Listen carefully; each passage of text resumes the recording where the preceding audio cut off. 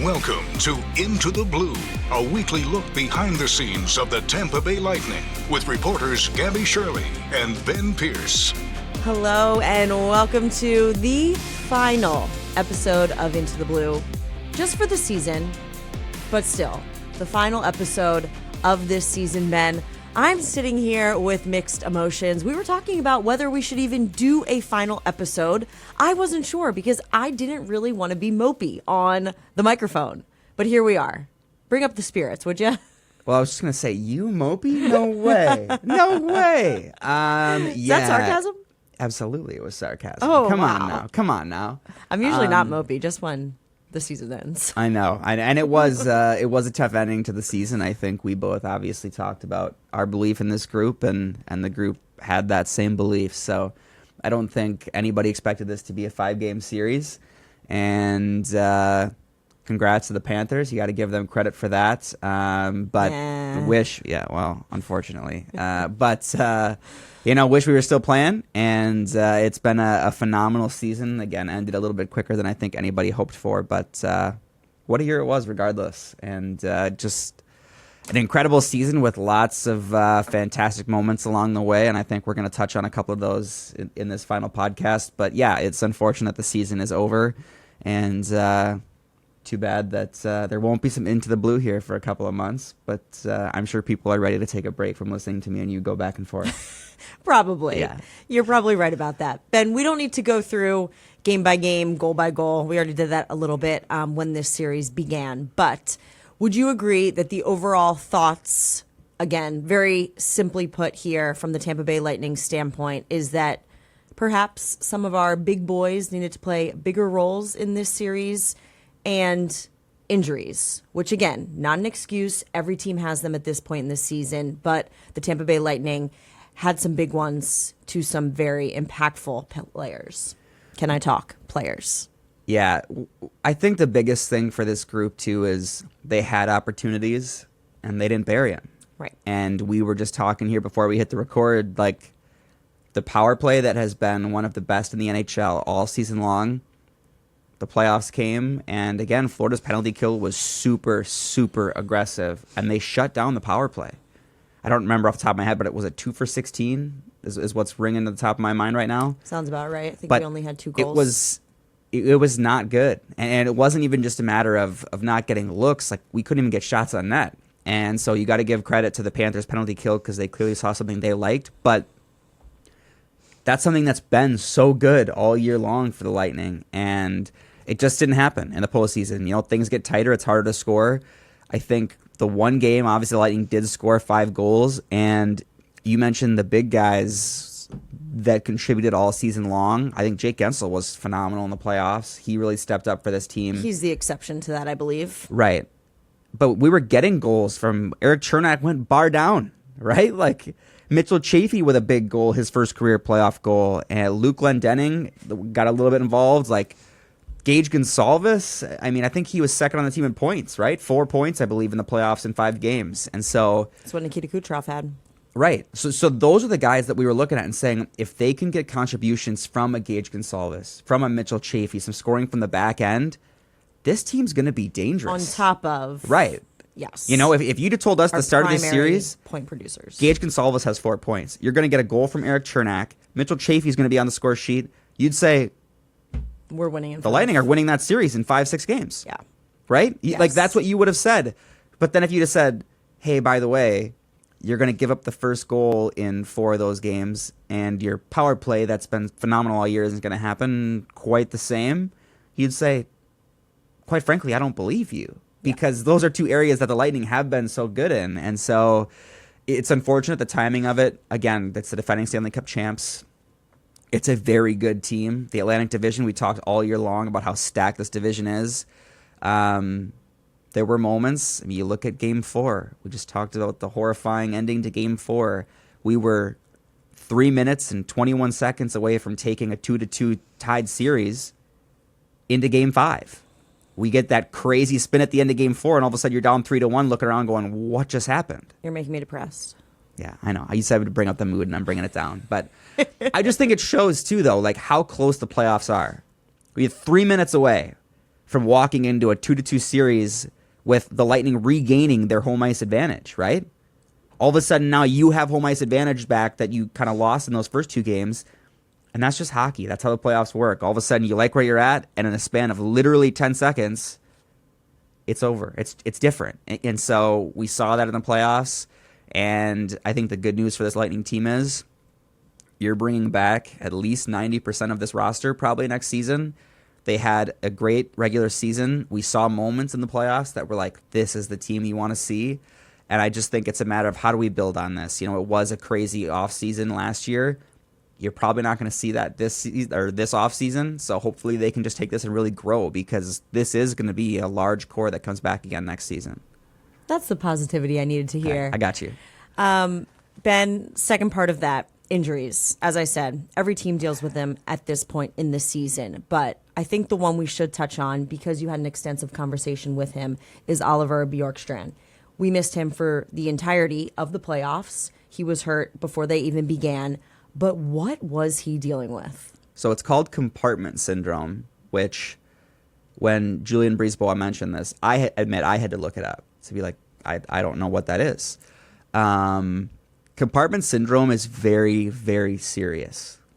Basically what happens is, in this case, Bjorkstrand took a knee to his thigh. He said it felt kind of like a Charlie horse. But what happens in compartment syndrome is it's almost like a sticker shock. It hits your leg, and it stops the blood flow. Now, what happens is your muscle tightens, and it tightens so much that it's basically a muscle spasm on juice. I don't know how else to describe that properly, but your Not a muscle, laughing matter. your muscle constricts and it doesn't unrestrict. So your muscle is in overdrive, and it pinches those the blood flow, so your blood can't flow properly. Now, what happens there is when your blood stops flowing anywhere in your body, obviously it's not a good thing, but it can cause permanent muscle and nerve tissue damage, because then you're not getting the nutrients that you're supposed to be getting in your muscles and nerves. So in this case, Bjorkstrand went home. Everything was fine. He said he felt sore, but he said it's the NHL. You expect to be sore after a Stanley Cup playoff game. And over the course of the night, Regular season. This was April 11th. Right, you're right. So you expect to be sore after an NHL Yes. game is what I should have said. And he went home. It was sore. He kept talking with the trainer, Tom Mulligan, saying, hey, what's going on here? And Mully mentioned that he just kept checking in to say, hey, how's it going? About 2 a.m., the pain got to the point where Bjorkstrand realized, something's not right here. So Mully reached out to the team doctor, and I believe it was Dr. Sean Lannon, went to the emergency room. They got there, and all of a sudden, Bjorkstrand's being whisked into surgery with what they've realized now is compartment syndrome. And it was a 5-day process from start to finish of surgery, because they have to go in and they actually have to basically cut open the leg, relieve that blood, and then leave that open with a tube to help make sure that the flowing is proper and that they can get out that excess blood.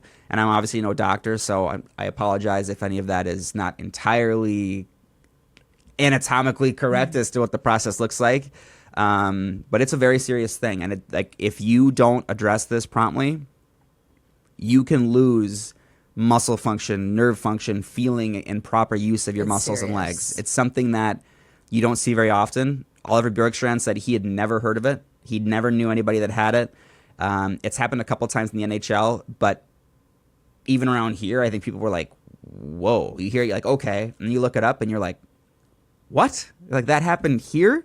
And it is. It's a routine thing. And Oliver said too, the weirdest part for him was deciding I came here, I'm ready to play in the Stanley Cup playoffs, and then realizing I have to have this surgery because this is deeper than hockey, and kind of battling that emotional thing. And he mentioned too, a lot of my teammates went to bed that night thinking everything was fine. We thought everything was fine. Said we didn't really even think about it. No obvious, right, Ben? Hit, or he missed part of the game, or Right. He seemed fine. Yeah, and he finished the game, and he said, I felt sore, but you expect that. And he mentioned, I was kind of imagining my teammates, they go to bed and they wake up, and all of a sudden they're finding out, what do you mean he had surgery overnight? It was an emergency house call from the doctor that led to an overnight surgery. And so the good news is he's okay. everything is going to be all right. He had plans to hopefully try to push back for a postseason appearance later in the playoffs if the Lightning were to advance. Obviously, that did not happen, but the biggest thing is he will be okay for next season. He did take to the ice this last week for his first skate. That's awesome. Since the injury, there is a full story on Tampa Bay Lightning website, so you can go check that out and read about it. Quite the process that nobody saw coming. There is not a picture of the leg or the injury, but I can tell you it is... That's a good thing. Yeah, it is not a picture you want to see. But the biggest thing is he's going to be okay, and it was just kind of the start of a long list of injuries. How about Victor Hedman? I'll let you touch on that, because when Julian mentioned when that injury happened, and I started thinking, I'm like, that is unbelievable. Victor Hedman broke his foot early in Game 4. Ben, perhaps I had to go back and look at the timing, but I realized that he wasn't out there, and I think there was a power play and the second unit started. That was when Victor was back in the locker room getting checked out. He came back, first power play unit went on. It was early in the game, and then he played the entirety of Game 5 on a broken foot, and he said to us that he would have kept going. He would not miss a playoff game if the Lightning advanced with that broken foot. I went back and looked at the timing based on the shifts that he missed, and I think I tweeted it. I think he played 48 plus minutes again on a broken foot, and he had no plans of stopping. So if that doesn't speak to the type of captain he is. How about the gotcha from Victor Hedman walking into media availability at the other day? I missed that. You say it. So he walked into his end-of-year interview with the media, and I should say walk in, but he's obviously wearing a boot on one foot. Hobbled in. And he walks in, and I don't remember exactly what the line was, but he's kind of smiling, looking at everybody like, you had no idea, right? At all the media members, because the guy's wearing a boot, right? So you're thinking theoretically probably around the hotel and everything, he's probably in a boot. There's a lot of behind the scenes as far as how do you hide an injury like that? And he was willing and actively going to try to hide it for as long as he could, because he didn't want media talking about it probably, and he certainly didn't want the Panthers to know about it. Right. You don't want to give anybody an advantage. And you mentioned the leadership, it goes to show what these guys are willing to fight through this time of year. And it's a long, long list, a lot longer list, I think, than I expected up and down the roster. And maybe you want to run through some of the other ones, but I know it was a shorter series than people wanted, but this group, they fought through all 5 games. Yeah, they did. The list, do we want to run through it? Just quickly. Can't hurt. All right, just in case you missed it, you can look at the full list on X. I'll try to keep this short and sweet. We talked about Bjorkstrand. Shirley, right knee, grade 2 MCL sprain, suffered in Game 1. Glendening, right shoulder AC joint separation, suffered on April 9th. Gord, broken finger in Game 1. That's got to be tough. He probably couldn't even grip a stick.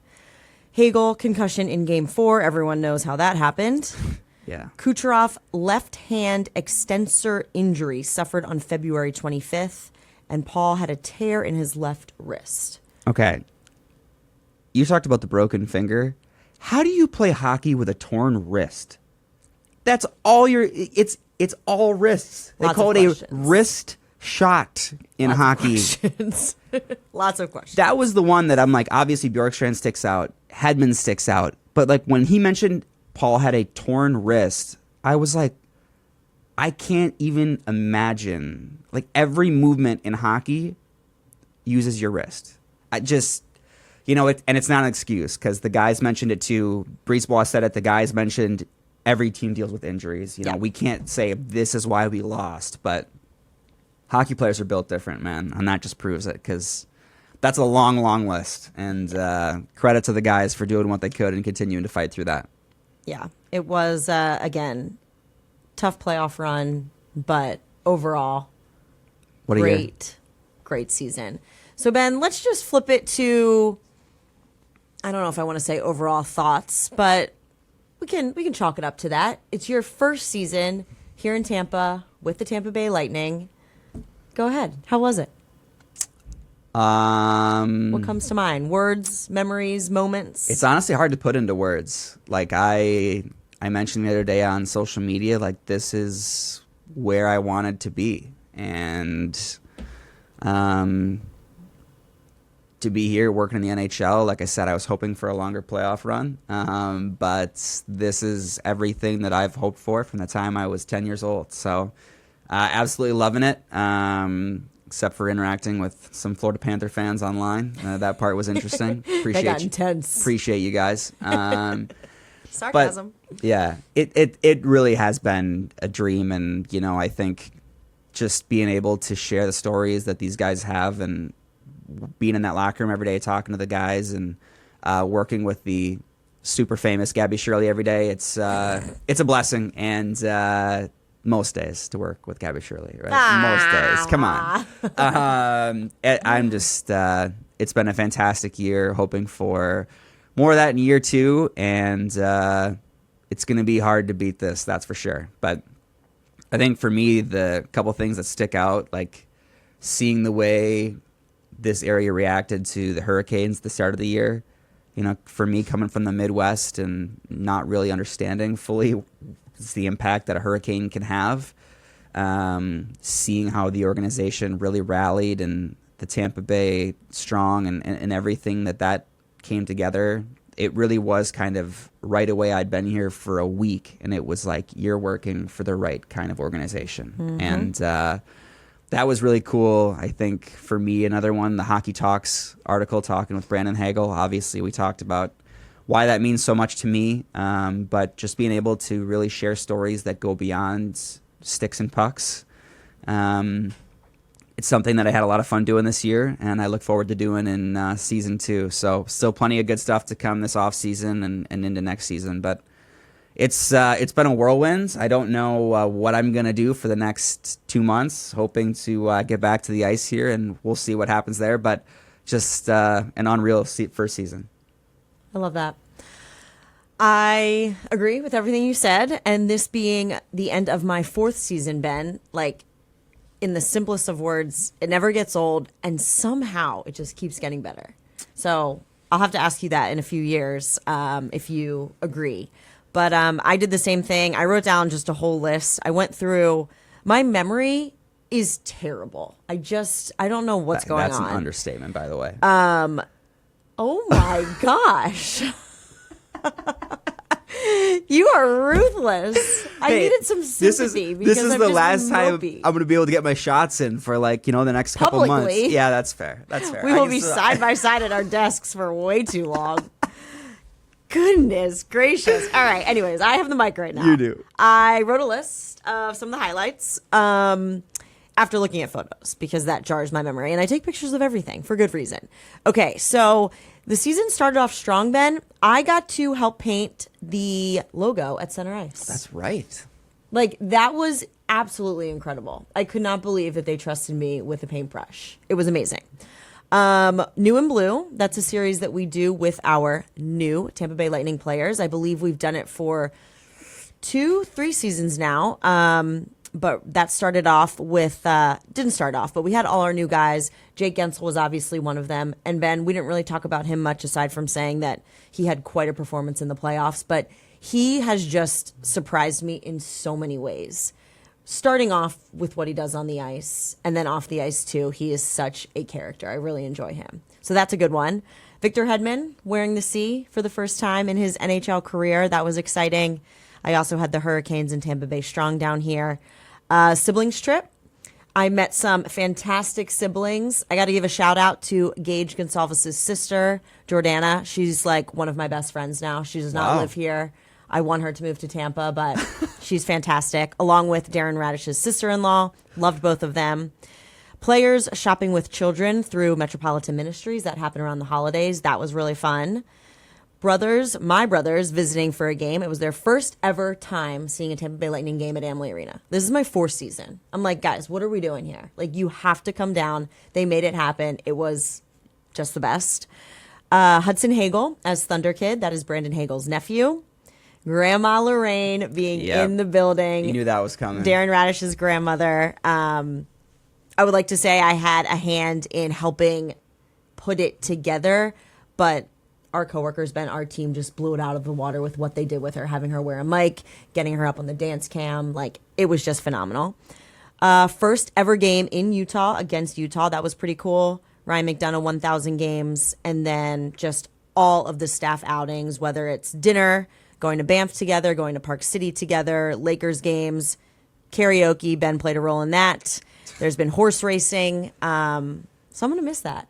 I hope to see staff and our coworkers, Ben, but everyone's kind of all over the place in the summer. So that's also a part of my melancholy mood. Yeah, that first road trip was something. I didn't mention that, but now that you bring that up, that was a lot of fun. So hopefully we'll be on the road again next year and get to experience that a couple more times. And I am 500, by the way, on the road. So okay, it's not a bad. So record. we're starting okay. I was 1-0, and then we won't talk about Game 4 again for obvious reasons. Right, but you were almost 2-0. We were so close to perfection, and I ruined it. So I apologize for that. But 500, and looking forward to hopefully building on that next season. I feel like we could go on forever, but let's wrap up with our final question corner of the season. The question, Ben, right? How many power play goals would the Lightning score, specifically in Game 4?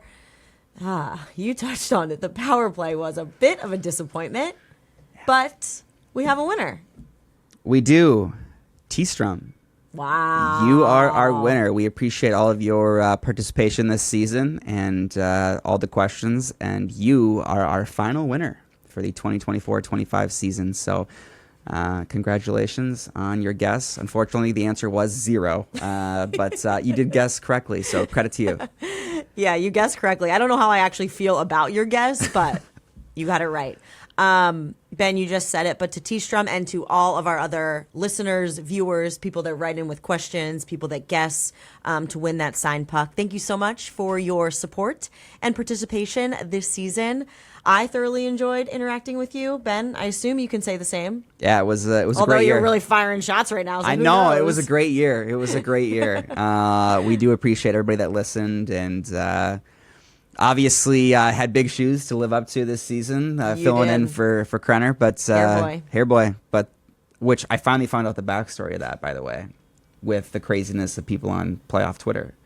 Yeah, So, it started off it was originally supposed to be a jab, which is crazy to me that somebody has great hair and you're like, okay, hair boy. You're right. I think it did. But then it morphed into someone creating like the cartoon character thing. Yeah. And then Darren Radish just took it to a whole nother level. Took off with it. Hair dude is what he calls Christopher Kren. Yeah, but it was big shoes to fill, and hope I did an okay job of that, and looking forward to year 2. But going into season 2 without a gallbladder, so hopefully that's the last organ we lose in Tampa Bay. That was a big loss for Ben. Yeah, so lots of wins, one major loss, but onward and upward.